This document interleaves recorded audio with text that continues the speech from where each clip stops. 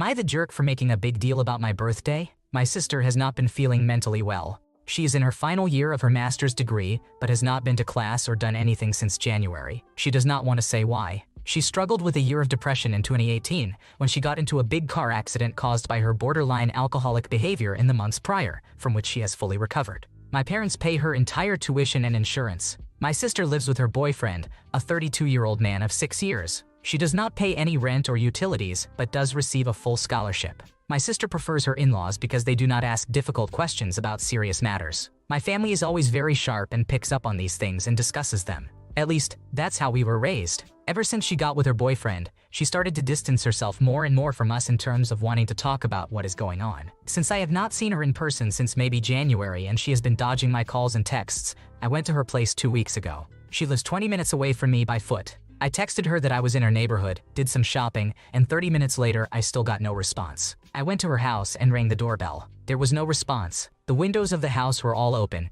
and it smelled very much like weed. I waited for a while and then left. 5 minutes after I left, she called with some weird story saying she had a cold and then a stomach bug. I was happy to hear from her. I discussed this with my parents, and my mom told me that they are fed up with her behavior and are planning to cut her off financially if she keeps ignoring us this way. My sister has also never had a job in her life. Then my birthday rolled around. The days prior to my birthday, my sister started to actively text me about the dinner I was hosting and made several food demands, only to change her mind hours later. She also kept changing the time she would show up, from 4:00 p.m. to 6:00 p.m. to 3:00 p.m. to 7:30 p.m. I was just happy to be in contact with her again. On my actual birthday, she did not contact me until my parents prompted her about it when they asked me if I had heard anything from her yet. She called me, congratulated me, said she was sick again, and then said she did not know when she would have time to come for my birthday because this weekend she has a family weekend with the in-laws. I texted her today to ask if she was with her in-laws, and she said yes because she was feeling better. I then texted her back that I felt sad that she did not make an attempt to catch up on my birthday. She said that I was an entitled asshole brat because this weekend had been planned already, so how could she not show up to this? She also said that I was a leech to my parents for always asking them for stuff and going to dinner at my parents' house once every few weeks. I felt the most hurt by her I have ever felt in my life and did not respond. Am I the asshole? You did the right thing. She's purposely driving you away because she doesn't want to share what's going on in her life, likely due to substance abuse or mental health issues. She's old enough to know she's jeopardizing her scholarship and master's program, but she's an adult and can deal with the consequences. Your birthday was a perfectly good reason to ask to see her since it has been 6 months. Tell her you're around if she ever wants to catch up, then don't hold your breath. Am I the jerk for telling them no? There was a friend of mine that I had been helping out. He was going through a rough time and was homeless, so I allowed him to crash at my place, shower, and do laundry. Over a period of about 6 months, we became very close and spent time together regularly. We were basically in a relationship without the label, and I was perfectly fine with that. During a recent conversation, it became readily apparent that my feelings for him were much stronger than his for me. I knew at that moment that I would have to take a step back and distance myself because we were never going to be a long-term forever sort of relationship. He had goals and dreams that didn't align with my wants and needs. I was aware of the expiration date from the start, but the feelings really caught me off guard. I asked him for some space. The following day, I still felt the same way as I did the previous one, and I knew I still had some things to sort out within myself. I told him he could stop by to grab some things, such as clothes, personal belongings, and shower stuff. When he got here, I was quite emotional because I knew that not only would I have to terminate the relationship with him, but I would also have to take a step back from the friendship portion as well. I was crying at calm and quiet. He asked if he could shower, but I said no, not right now. He then asked me if he could turn on the PC to do something, and I also said no and mentioned that I needed some space. He appeared to understand, grabbed his belongings and left. The next day, however, things took a massive turn for the worse. We ended up in a fight, and he immediately threw the fact that I wouldn't allow him to shower in my face. He said that it was abusive of me to revoke resources like that from somebody in need. At that point, I was entirely frustrated because I knew that he had other means to shower, so my home wasn't his last and only option. I told him that he was not entitled to my home in that way, and that I needed space and was going to take the time that I needed. I provided him with clean clothes and everything he needed to shower. I knew he had a gym membership. He could have easily gone to the gym to clean up, so it is not like I left him up the creek without a paddle. I was trying to respect his needs while staying true to my own. Am I the asshole for telling him no?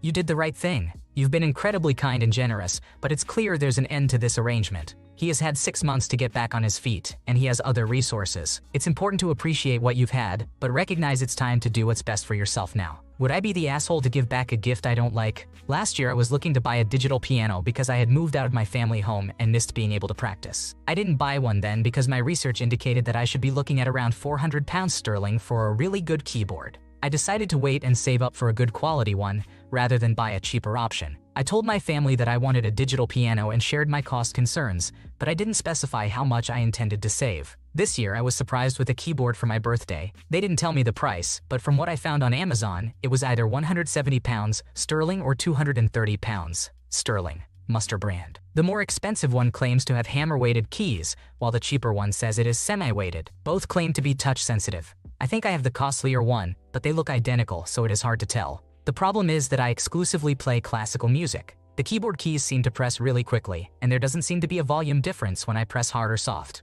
The end result is that the songs sound very different. The chord side overwhelms the melody and volume, and it is difficult to avoid accidentally pressing nearby keys since they have little resistance. I was in tears earlier trying to convince myself that I like this keyboard because I am very grateful for the gift, but I can't. I just hate it. The songs sound different, and we have an expensive Yamaha digital Grand at home, so I know how good digital keyboards can sound and feel. I can barely afford to purchase a digital keyboard of my original budget at the moment. I just don't know what to do with the one I was gifted. Part of me is tempted to sell it and put the money towards a new one. It is past the 30-day return date. I'm somewhat hoping if I give it back, they could try to recoup some money and I won't ask to keep any of it. I feel awful that I hate this keyboard, but I also know I won't use it while the songs sound awful on it. It just feels really rude to tell someone their thoughtful gift isn't expensive enough. I just wish instead of surprising me, they had asked what I was looking for in a keyboard. I apologize for not giving all the details. I wanted to focus on whether it is wrong to want to swap a gift since I found its quality not enough for what I want.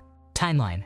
I was given the gift over a video call around my birthday. The gift was shown in only its cardboard box, so I couldn't see the keyboard. I had to ask later what the brand was. The keyboard was at my family's home in a different city from where I live. I asked later that day if they could either drive it to me, 2-3 hours one way, or my preferred option of returning the keyboard and reordering an identical one where I live at no extra cost for either of us. Both options were turned down. They said I would have to collect the keyboard myself. I don't have a driver's license. The duration of the 30-day return period ran out while they were abroad and very busy. There was no available time for me to go back home for the keyboard. Today was the first day I could go back, after the 30 days. The keyboard is way too heavy to lift, let alone maneuver alone on a train, so I paid nearly £90 sterling for a taxi to bring it back with me to my city. I had no opportunity at that time to open it and test it since they had put it into a storage container and only agreed to get it back at the end of the evening. I paid this because I trusted their judgment in choosing the gift, and because the online listing said the piano was touch-sensitive and hammer-grade weighted, etc. Plus, we own a very expensive digital Grand at home that feels like a real piano. They spent hours choosing that one, so I assumed that they would look for similar features in a new keyboard. I did find their actions during this annoying, but ultimately, I don't think it should be relevant to what I wanted to ask. You have done nothing wrong. If the keyboard is useless to you, then selling it and putting that money toward one you actually want makes sense. Practicing on non-weighted keys could be detrimental to your performance, so it's important to have the right equipment. Just be honest with your family about why the keyboard doesn't work for you, and everything should be fine. Am I the jerk for telling my roommates that their guest needs to sleep in their own room? One of my roommates, Sydney, told someone that I don't know that they could come stay with us. The reason they said this is because that person's parents are abusive, and they were trying to get them out of a bad situation, which I completely understand. However, they didn't even tell me any of this. They just gave the person a key to my apartment. This person has been coming in at midnight or after I go to bed and leaving at the earliest at 8:00 a.m. I usually wake up at 5:00 or 6:00 a.m. and make breakfast and work out in the living room so I can watch TV quietly while my roommates are still sleeping. It's been over a week since this person has started sleeping on our couch in the living room. I feel really uncomfortable being in the living room and kitchen area when she is sleeping in there. It's been becoming a problem, especially when she was here until 2:00 p.m. the other day and had her boyfriend over. Last night I was home alone because both of my roommates were working the night shift. This morning I woke up at 5:30 and she was asleep on the floor in our living room, preventing me from working out or getting breakfast. I have no idea how she got in unless she has a key, which I feel like I should have known about. I texted them 2 times asking how long she was going to be here because I didn't know what the situation was, but they left me on read and never talked to me about it. This morning I sent another message explaining that if she is going to keep sleeping here, then she needs to sleep in one of their bedrooms instead of the living room because it is interfering with my daily life, and neither of them asked me if it was okay. My roommate finally came and talked to me, and basically said that since she is only sleeping here from midnight until 8, I should just deal with it and that she wouldn't care if I use the living room or kitchen while she is sleeping in there. However, I usually move the coffee table and watch TV while I work out, but can't do that if she is sleeping in the middle of the floor. There isn't enough space to do it around her and the coffee table. I understand she needs somewhere to stay, so I feel like asking for her to sleep in one of their bedrooms is a good compromise, especially since they didn't talk to me about it in the first place. However, when I talked to my roommates, they said that the person can't sleep in Trisha's room because she is packing to move out soon. She can't sleep in Sydney's room because it's too dirty and they haven't had time to clean or even do laundry in a month. I don't feel like I am being irrational, and I feel bad for the poor girl in the middle of this, but both of my roommates have been kind of passive-aggressive and talking in their room with the door closed, so I can't hear them since the conversation. They basically told me that it's too much for them to let her sleep in their bedroom instead. So am I the asshole? You did nothing wrong here. It's not your responsibility to be disadvantaged because of her problems. This person is almost like an extra roommate, and your roommates had no right to say she could stay without asking you. The permission of all roommates should be sought before giving the apartment key to anyone, and guests should not disturb the common areas. Am I the jerk for telling my mother not to be nosy with me and my sibling? Background: my mother has a history of acting like a helicopter parent. She has a habit of micromanaging, trying to solve my problems, being overly attentive, and being nosy. When I was 16 years old, she snooped into my phone, found out I was gambling, and punished me by taking my phone away and grounding me for 2 weeks. She started talking with my contacts on my phone. She messaged my friends, close friends, and even group chats with teachers in my name, making me seem foolish. Luckily, I escaped without major bullying. The event: I, a 22-year-old male, was sitting with my younger brother, a 15-year-old male, and watching a movie in my room on the ground floor. I love watching movies with the whole family, but when I'm hanging out with my brother, I want to make our inside jokes and enjoy the movie in our own way without being bothered by our parents. Suddenly, I saw my brother looking over his shoulder, bothered by something. I looked as well and saw my mother sitting outside, watching our screen from the window. She was taking our cat outside for a walk and decided to stop by our window to see what we were doing. I felt a bit invaded but took it as a friendly joke. I told her to please let us enjoy our movie. She didn't budge and kept laughing, saying that she's going to watch the movie with us. I then told her that she's not watching the movie with us, as I wanted to watch it with my brother, and she should leave us alone. For the next 5 minutes, she proceeded to do more shenanigans, like distracting our attention with the cat, knocking on our window, and trying to read what the characters in the movie were doing aloud. After seeing that she kept laughing and not listening to my pleas for privacy, I began to be mad. I told her, "Are you okay? Have you lost your mind? Are you crazy?" I didn't shout at her, but I did use a slightly raised and more authoritative tone. She left.